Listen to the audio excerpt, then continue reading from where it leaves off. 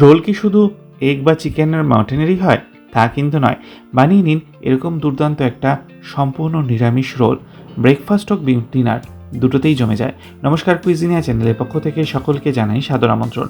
আমাদের সবার channel কুইজিনিয়াকে subscribe করে পাশে থাকা বেল বাটন আর অল আইকন প্রেস করে রাখলেই সব নতুন ভিডিও নোটিফিকেশান আপলোড হওয়া মাত্র পৌঁছে যাবে আপনাদের কাছে। আজকে আমি নিয়ে এসেছি সম্পূর্ণ নিরামিষ পদ্ধতিতে বানানো একটা স্ন্যাক্স অথবা ডিনার রেসিপি, যেটা অত্যন্ত মুখরোচক, বাচ্চা থেকে বড় সকলেরই খুব মনে ধরবে। আসুন দেখে নেওয়া যাক। এখানে নিয়েছি আমরা 1.5 কাপ পরিমাণ ময়দা। ময়দাটার সাথে নিয়ে নিচ্ছি স্বাদ অনুযায়ী নুন, দেওয়া হচ্ছে 1/4 টিস্পুন পরিমাণ চিনি, আর তারপর 3 টিস্পুন পরিমাণ সাদা তেল। এবার এখানে বাকি কাজটা মা করে দিচ্ছে। এখানে প্রথমে ময়ানটা ভালো মতো ময়দার সাথে দিয়ে দেওয়া হলো, যাতে পরোটাগুলো খুব খাস্তা হয়।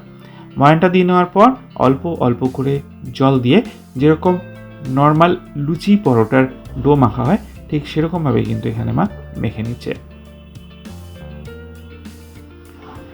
আমরা কিন্তু এখানে রুম টেম্পারেচারে থাকা জলই ব্যবহার করেছি, কোনো ঈষদুষ্ণ বা গরম জল কিন্তু আমরা কিছু ব্যবহার করিনি।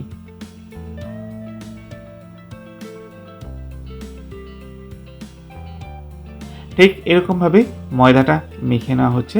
আর এটা যেহেতু বানাতে খুব কম সময় লাগে, তাই এটা কিন্তু ফাটাফাট হয়ে যায়, আর বাচ্চাদেরও কিন্তু প্রচণ্ড ভালো লাগে। আপনারা এখানে ইচ্ছে মতো পুর কিন্তু বানাতে পারেন, নিরামিষে অন্য কিছু দিতে পারেন। ময়দাটা এখানে আমাদের মাখা হয়ে গেছে। এবার এখান থেকে লেচি কেটে নেওয়ার পালা। লেচি কাটা হয়ে গেছে। এখানে আমরা 50 গ্রামের থেকে একটু বেশি সয়াবিন নিয়েছিলাম। সয়াবিনগুলোকে আমরা জল দিয়ে ভালো করে ধুয়ে তারপর মিনিট 5 থেকে 6 সেদ্ধ করে নিয়েছি। সেদ্ধ হয়ে যাওয়ার পর সয়াবিনগুলোকে জল থেকে তুলে পরিষ্কার জল দিয়ে বার ধুয়ে নিয়ে তারপর আমরা আলাদা করে জল থেকে চিপে রেখে দিয়েছিলাম। এবার রান্নাটা শুরু করা যাক। কড়াইতে আমি নিয়ে নিয়েছি সাদা তেল। রান্নাটা সাদা তেলেই করেছি।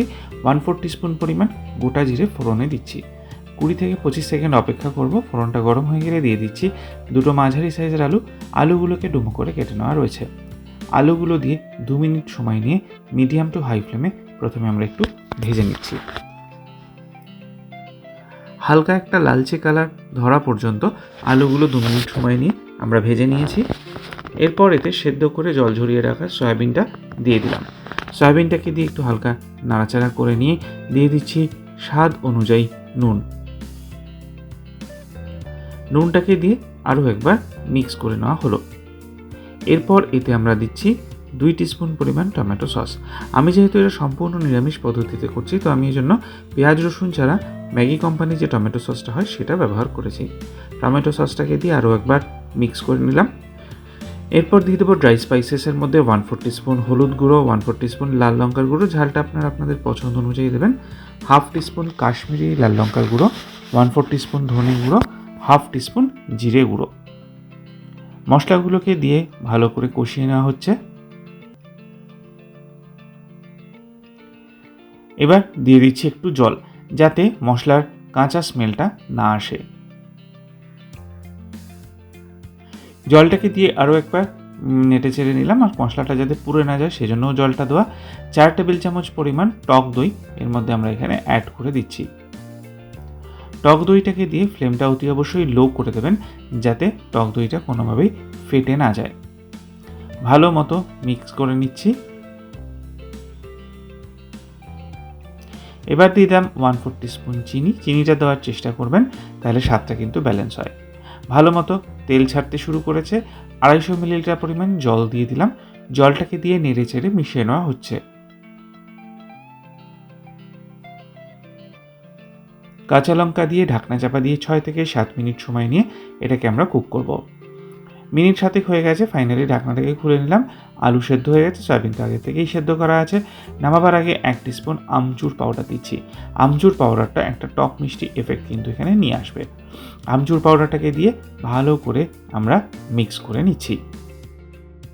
এবার পরোটাগুলো বেলে নেওয়ার পালা।